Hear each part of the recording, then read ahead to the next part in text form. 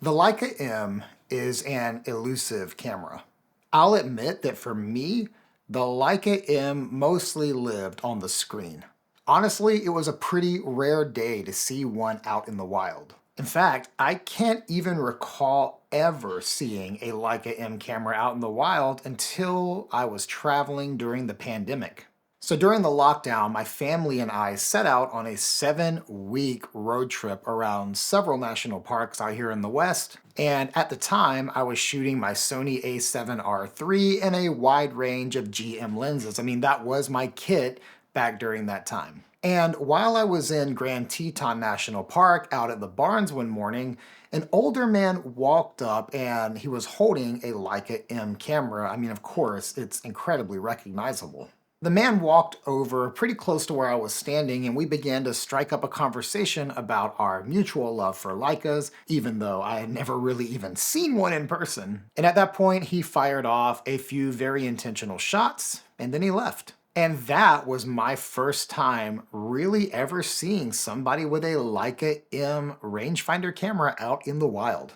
And I imagine that many people that are looking at videos on YouTube like this one may have never even held an M camera. I love the idea of having a Leica 20 years before I even got my hands on one. I also get messages from people that shoot Sony or Canon or other brands asking me what makes the Leica M special. So today's video is for those that have never really had their hands on an M camera, or people that have never really experienced what it's like to shoot with them, because they are a little different. And I want to communicate what makes it special. But before we really get into a conversation about the body itself, let's talk about the lenses.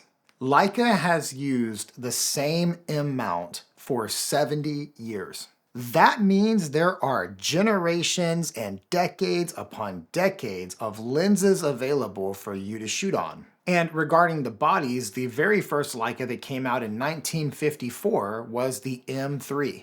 And that was followed by the M2, and then the M1, and then the M4, 5, 6, 7, 8, 9, 240, 10, and now the 11.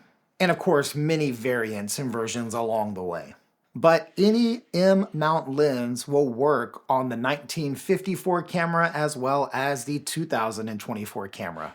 And that is pretty amazing. And let's also go ahead and acknowledge that an M camera is going to operate with the same technical ideas and principles that any other camera is going to operate with. You're going to have to use the exposure triangle to get a proper exposure. There's nothing different about the M and any other camera in that regard. Just like any other camera, the M is going to have a shutter, the lens is going to have an aperture, and there will be ISO either set digitally or by the film that you are using. And when you pick up a Leica M for the very first time, here are the things that you will experience. The first thing that's going to be different than any type of modern mirrorless camera where you look through an EVF and you see what the camera sees. Even older DSLR cameras or any type of camera that sees through the lens, and those have been around for a very long time, is going to be a different experience than the M camera. Because with the M, you're going to look through an optical viewfinder and you're not going to see through the lens. And therefore, composing will be a little different because you're not actually seeing what the lens sees, you're seeing something that's off just ever so slightly from what you would be looking at if you were looking through the lens. And no matter what focal length lens you put on this camera, you see the same thing through this little window here, whether it's a 28, a 50, or a 90, or even a 135, you're gonna see the same thing through this. But that said, there are frame lines inside of the viewfinder, and depending upon which generation of Leica you have, there are more or less frame lines, but I'm going to speak about the M11 because that is what I'm holding in my hands at this moment. In the M11, if I put a 28mm lens on here, I'm going to get 28mm frame lines on the outside, but every frame line is coupled. With the 28, I'm also going to get the 90mm frame lines, which means I'm going to have a small box inside of a large box. If I put my 35 on this camera, I'm going to have the 35, and I'm also going to have 135, which are going to be very small, tight frame lines inside of this viewfinder. And if I put on my 50, I will also see the 75 frame lines, which are not really that far apart and can be a little confusing if you're just trying to shoot real fast. When you compose on the M, you have to compose within those frame lines and not by what you see through here. Now, one of the benefits of this is it allows you to see what is outside of your composition on most focal lengths. And so if you're shooting, say, like on 35, you're gonna have a little bit of space on the edge where you can see things come in and exit your composition and you can anticipate what is about to happen. Whereas when you're shooting on an EVF or anything that is through the lens, you only see what the lens sees and you don't see a preview of what is about to happen the way you do on the M. And that is a really cool part of shooting on the M, is that you get a little more context as to what is happening around you. Now, if you want to use a focal length that is outside of the ones that I just mentioned, let's say like a 21mm, I used to have one, didn't love it, it was really wide for me. But to use those on an M11, you have to have something like this. What this does is it slides onto the hot shoe and it lets you look through a different focal length than you get through your viewfinder. This viewfinder doesn't do 21. It's wider than even I would see with any frame lines. And so this allows me to see at 21. But I sold my 21 and forgot to include this with it. So I'm kind of stuck with it. Okay, next up, let's talk about how this camera system focuses. M cameras have no autofocus. And there is a very unique and special way in which we focus M lenses. When you're looking at a rangefinder, you're going to see two windows. You have the one that your eye sees through and the one that is over here. And when you put the viewfinder up to your eye, you're going to see your viewfinder and then you're going to see a little box inside of your viewfinder. To focus an M camera, what you have to do is move the lens's focal plane to align the view that is in here to the view that is in here. This is a parallax effect in which things will be off and blurry until you bring them together. And it can kind of sound a little intimidating because it is fairly slow and kind of hard in the beginning, but the more you do it, the faster you get and the more comfortable you get. There are two types of lenses for the M, those with focusing tabs like this one, and those without focusing tabs, like my 90 here does not have a tab. The tab makes it so that you can quickly hold on to this tab to move your focus around, which feels really natural and doesn't feel incredibly out of the way. There's different ways I use this. Sometimes it's just with a finger and sometimes it's with a pinch. But however you use your focus tab is really your choice. Lenses without the focus tab, though, require you to grab the body either over the top or on the bottom. You're having to twist this little grip here. And to me, on an M, it feels a little cumbersome. I really prefer having a focus tab. And although I bought my 90 pretty early on my M before I even got many of these other lenses, today, I don't think I would have bought that lens again. I would have found something with a focus tab.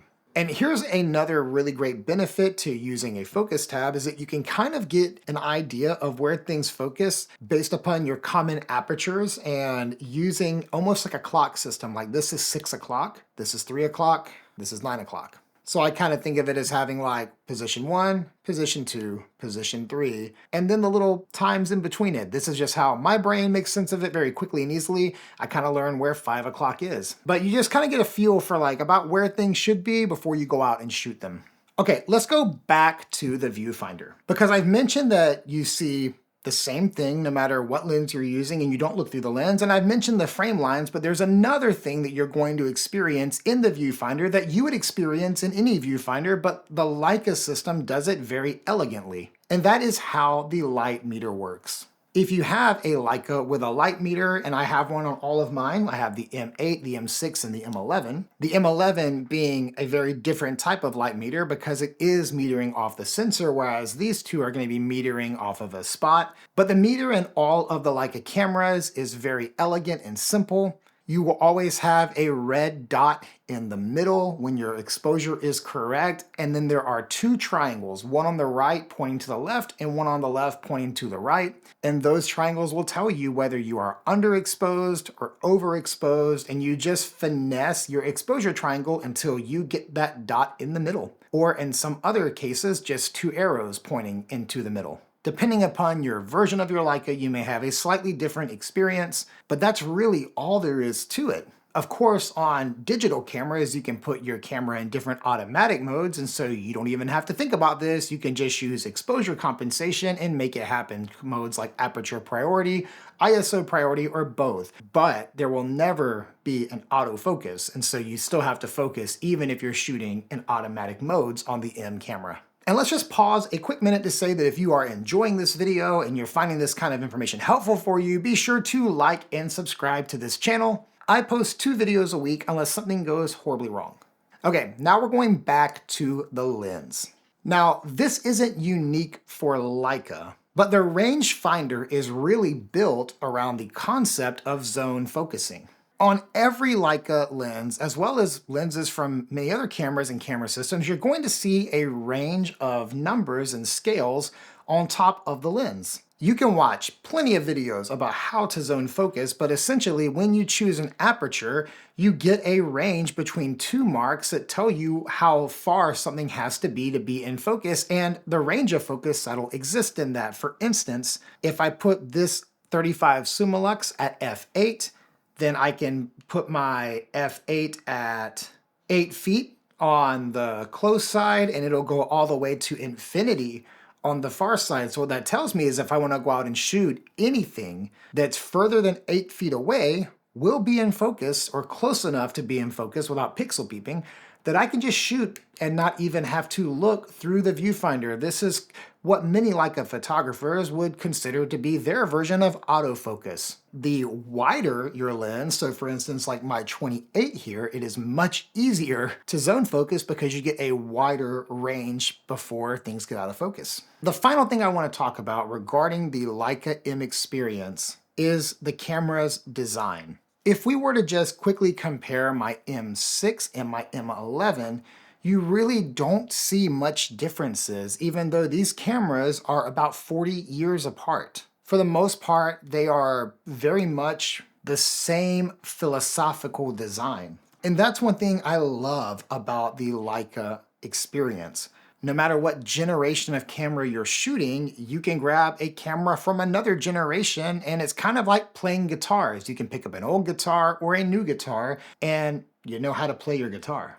Also, regarding the design is the ability to make it your own. If we were to take 5 people that shoot Sony and put 5 cameras out in a row, we'd be pretty hard pressed to tell whose camera belongs to who. I don't really feel that's always the case shooting Leica, because the Leica camera lends itself to be uniquely customized if you choose to. For instance, I put a thumb grip on my Leica because it feels better in my hand and more secure to have this thumb grip on my camera. I also like to cover the red dot because I just prefer the look of a blacked out camera, so I have this black sticker over the red logo, which I get asked about this sticker all the time. There's a link right below. There are people who strip the leather off their camera and have a different leather put on that is more unique to them. Maybe it's a different color or a different texture, but people do that. There are various half cases you can put your Leica in. There's also grips that people can put on their cameras as well. So there's a wide range of things that uniquely make your Leica yours. More so than, say, walking around with a Sony a7R5 or a Canon R5 or any other system. These cameras are all about simplicity, and we pay dearly for that simplicity. But that's not all we pay for. We pay for a heritage and a culture, a library of lenses that go back 70 years, and we pay for a distinct experience that no other camera on the market has ever given us, nor can give us today. I hope you guys enjoyed this video and found it helpful and informative. If you have any questions about the Leica M or anything else, be sure to drop a comment below. I try to respond to every single comment. Hit me up on the DMs as well. Thank you guys for watching, and I will see you next time.